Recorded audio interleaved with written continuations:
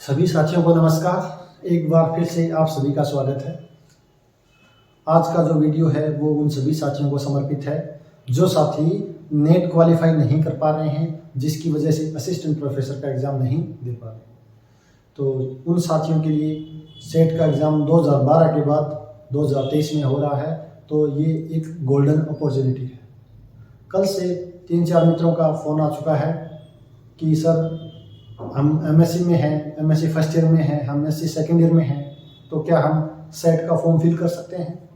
कुछ साथियों को डाउट है कि सर हमारा नेट तो क्वालिफाई है, लेकिन फिर भी हमें सेट क्वालिफाई करना पड़ेगा क्या।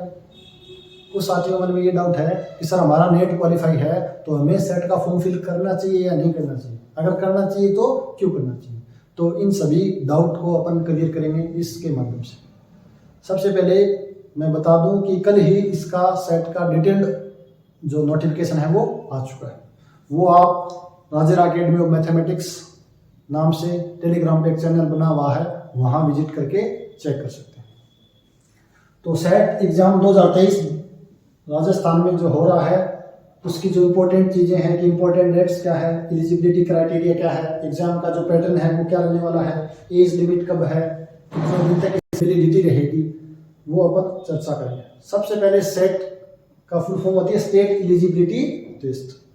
तो मैं बात करूं इम्पोर्टेंट डेट्स की, तो जो फॉर्म सबमिशन करना है वो आपको 12 जनवरी से लेकर 11 फरवरी के बीच में करना है, और जितना जल्दी हो सके फॉर्म फिल कर दीजिए। जो सेकंड है एग्जाम डेट, एग्जाम आपका होगा 19 मार्च को। तो मैं मोटा मोटी मानूं तो आपके पास लगभग 2 महीने का समय ही बचा है। तो जो साथी सेट के लिए सीरियस हैं, जो असिस्टेंट प्रोफेसर बनना चाहते हैं, तो वो सीरियसली तैयारी आज से ही शुरू करते हैं। एलिजिबिलिटी की बात करूं तो मास्टर डिग्री आपके पास होनी चाहिए। जो मास्टर डिग्री फर्स्ट ईयर में है या सेकेंड ईयर में है तो वो भी फॉर्म फिल कर सकते हैं। और आपकी मास्टर डिग्री जब आपका सेट का रिजल्ट आता है उसके 2 साल के अंदर अंदर आपकी मास्टर डिग्री है वो कंप्लीट होनी चाहिए। और कितने परसेंटेज के साथ? 55% चाहिए उन साथियों को जो जनरल कैटेगरी से हैं या जनरल ईडब्ल्यूएस से हैं या ओबीसी में नॉन क्रीमिलियर के अंदर आते हैं। 50% उन साथियों को चाहिए जो एससी से हैं, एसटी से हैं, पीडब्ल्यूडी से हैं या ओबीसी में क्रीमिलियर है। क्या है? क्रीमिलियर है। एग्जाम पैटर्न क्या रहेगा? मैं बात करूं 2012 की, तो 2012 में सेट के अंदर 3 पेपर होते थे। एक पेपर में आता था टीचिंग मेथड, रिसर्च से रिलेटेड साइंस था, तर्क शक्ति थी, उन पे 50 क्वेश्चन थे। और सेकंड और थर्ड 2 पेपर होते थे वो सब्जेक्ट होते थे। सेकंड पेपर में 50 क्वेश्चन आते थे और थर्ड पेपर में थे वो 75 क्वेश्चन। इस बार इन्होंने क्या किया है, एक पेपर तो एज इट इज रख दिया फर्स्ट पेपर, जिसके अंदर 50 क्वेश्चन आएंगे, जिसके अंदर आपके पास रिसर्च मेथड आएगा, आपके पास तर्क शक्ति आएगी, आपके पास साइंस के क्वेश्चन आएंगे। सेकंड पेपर है वो आपका सब्जेक्ट का होगा, जिसके अंदर 100 क्वेश्चन आएंगे। प्रत्येक क्वेश्चन 2 मार्क्स का होगा। तो फर्स्ट पेपर है वो 100 मार्क्स का होगा, सेकंड पेपर है वो 200 मार्क्स का होगा, यानी कि टोटल 300 मार्क्स का पेपर होगा। सबसे खास बात क्या है जो अपने लिए प्लस पॉइंट है, वो है कि इसमें नो नेगेटिव मार्किंग, यानी कि इस पेपर में नेगेटिव मार्किंग नहीं है।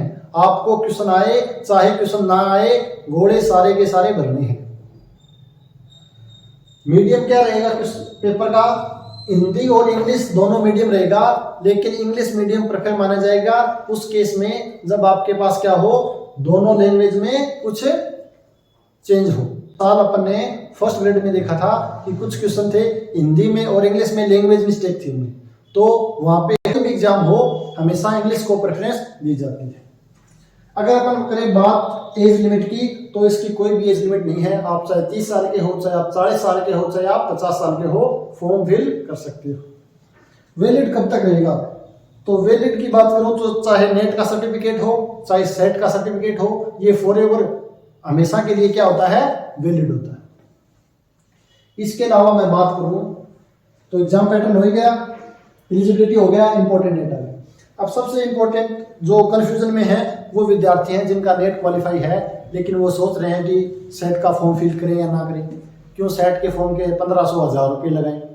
तो उन सभी साथियों को मेरी सलाह है कि जिन भी साथियों का नेट क्वालिफाई है उनको सेट का फॉर्म फिल करना चाहिए। क्यों करना चाहिए, इसके पीछे का रीजन ये है कि एक तो इस बहाने से आपकी तैयारी हो जाएगी वापस से। असिस्टेंट प्रोफेसर का जो सिलेबस होता है और जो उसका लेवल है, उसी लेवल के क्वेश्चन है वो आपको देखने को मिलेंगे सेट के पेपर में। तो आपको दो फायदे हैं, एक तो उन सब्जेक्टों के आपके पास क्या हो जाएगा, रिवीजन हो जाएगा, और दूसरा आपको लेवल पता चल जाएगा किस लेवल के क्वेश्चन है वो असिस्टेंट प्रोफेसर में आएंगे। थर्ड चीज ये है कई साथियों के मन में कि सर हमें कोचिंग करनी चाहिए या नहीं करनी चाहिए। तो ये वाला क्वेश्चन है वो सबसे बड़ा उलझन भरा क्वेश्चन है। इसका कोई स्पष्ट जवाब नहीं है कि आप कोचिंग कर लो या आप कोचिंग मत करो। इसको अगर मैं डिटेल में थोड़ा सा चर्चा करना चाहूँ तो किन साथियों को कोचिंग करनी चाहिए और किन को नहीं करनी चाहिए, तो ये मैं बता सकता हूँ। और कोचिंग नाम वैसे तो सुन के अजीब सा लगता है। कोचिंग के मामले में अपनी हालात है वो उस हाथी के बराबर है जिसको बचपन में ही मोटे मोटे सांकड़ से बांध दिया जाता है, और जब वो बड़ा होता है तो उसे एक रस्सी से बांधते हैं तो उससे भी वो नहीं खोल पाता है। उसको लगता है कि इसे तो मैं कभी तोड़ ही नहीं पाऊँ। सेम हालत अपनी है। अपन जब स्कूल में होते हैं तो ट्यूशन होता है, जब अपन बोर्ड की एग्जाम आती है तब अपने को ट्यूशन करना पड़ता है, जब अपन ग्रेजुएशन में हो जाते हैं तब अपने को कोचिंग लेनी पड़ती है, जब अपन पीजी करते हैं तब कोचिंग लेनी पड़ती है, जब अपन किसी first grade second grade REET कोई भी एग्जाम हो, कोचिंग के बिना अपना कुछ नहीं होता। और ये चीज़ है वो सबसे ज़्यादा मुझे राजस्थान में ज़्यादा देखने मिली है, क्योंकि मैं खुद इन परिस्थितियों से गुजरा हूँ। जब first time IIT JEM clear करके मैं IIT दिल्ली गया तो वहाँ मेरे साथी मुझे मिले जो DU से ग्रेजुएशन थे। तो वहाँ जाके मैंने पूछा कि आपने कौन सी कोचिंग ली है, तो मुझे सुनकर बड़ा अचंभा हुआ जब उन्होंने कहा कि इसकी भी कोचिंग होती है, इस चीज़ की भी कोचिंग होती है क्या, JEM की नेट की। मुझे तो लगा उस समय कि कोचिंग के बिना कुछ हो ही नहीं सकता है। लेकिन वहाँ जाके मैंने देखा कि मेरे मित्र हैं जो टिफर, इतना बड़ा एग्जाम है, बिना कोचिंग टिफर को छोड़ के IIT दिल्ली में आए। उनकी मैं बात करूँ, फर्स्ट टाइम उन्होंने JRF दिया नेट वाला पेपर, तो उसकी 11th रैंक है, गेट में फर्स्ट रैंक है। हाँ, आप सोच रहे होंगे सर ऐसा कैसे हो सकता है, बिल्कुल ऐसा ही है। मेरे मित्र हैं और मैं तो उनको गुरु मानता हूँ। वो फिलहाल क्या हरियाणा में असिस्टेंट प्रोफेसर हैं, हरिओम शर्मा नाम, कभी आपसे मुलाकात करवाएंगे उनसे भी। तब उनसे बात करके मुझे भी लगा मैं भी कर सकता हूँ ये, तो मेरे अंदर मोटिवेशन आया। और मैं ही नहीं, जो IIT दिल्ली के अंदर मेरे साथी थे 40-50, किसी ने भी नेट की कोचिंग नहीं की, सभी बिना कोचिंग के नेट क्वालिफाई कर लिया। तो जो काम मैं कर सकता हूँ, आपके जैसा ही मैं हूँ, तो आप भी आसानी से कर सकते हैं। कोचिंग बुरी चीज़ नहीं है, ये नहीं कि कोचिंग खराब है, कोचिंग आप करो, लेकिन कोचिंग इसलिए मत करो कि बस पेपर क्वालिफाई कर लिया। अच्छे आपको टीचर मिल रहे हैं, अनुभवी टीचर मिल रहे हैं, तो आपको कम समय में आपको अच्छी चीज़ें बताएंगे, अच्छी बुक बताएंगे। कोचिंग के साथ आप अच्छी बुक भी पढ़ा करो। ये नहीं भी कोचिंग पे पूरा डिपेंड हो जाए कि जितना कोचिंग में करा दिया वो सब कुछ सफिशिएंट है। कोचिंग के अलावा अपने जो भी रेफरेंस बुक है उनको ध्यान में रखो। अगर सिर्फ कोचिंग से सब कुछ होता तो आपके साथी जो फर्स्ट ग्रेड और सेकंड ग्रेड की कोचिंग की है, एक बार उनसे जाके मिलना, वो आपको पता चल जाएगा कि कोचिंग की क्या हालत है।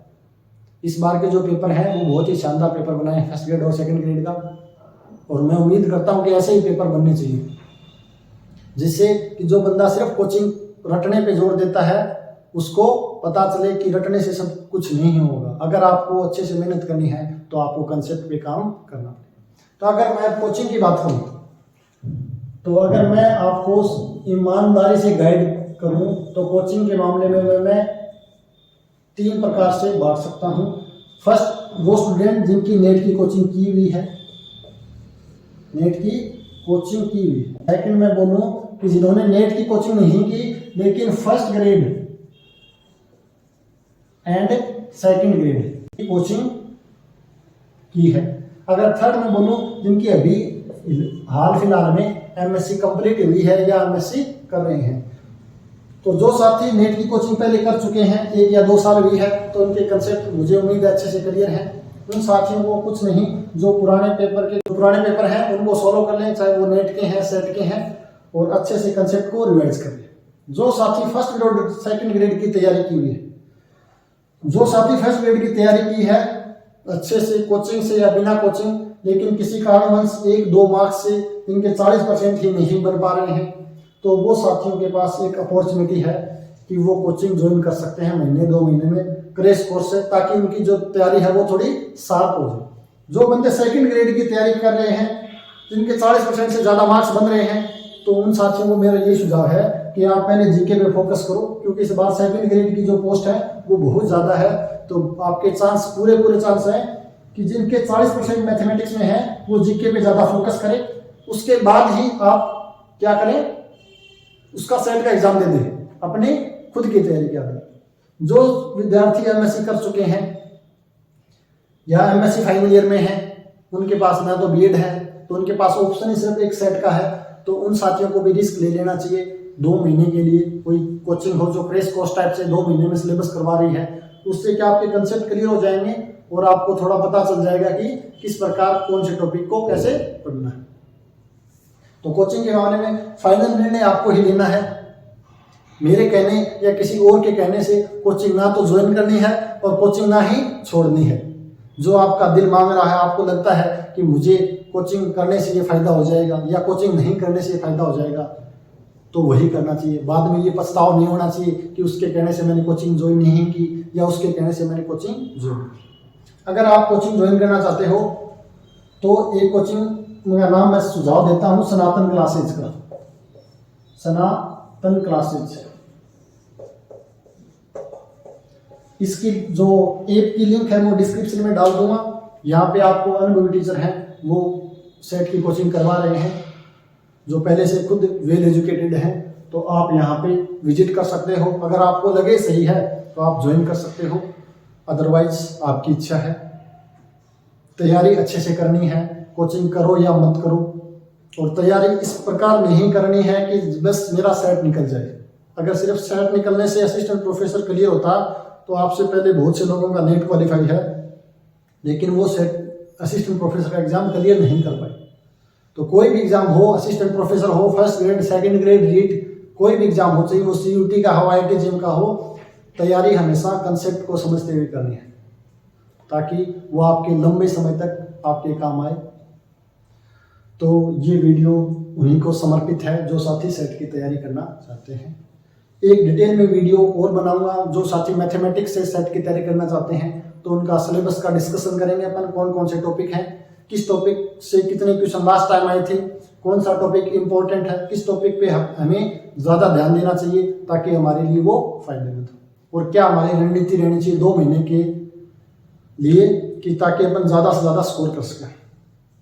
तो आप सभी का बहुत बहुत धन्यवाद, आपने धैर्यपूर्वक सुना।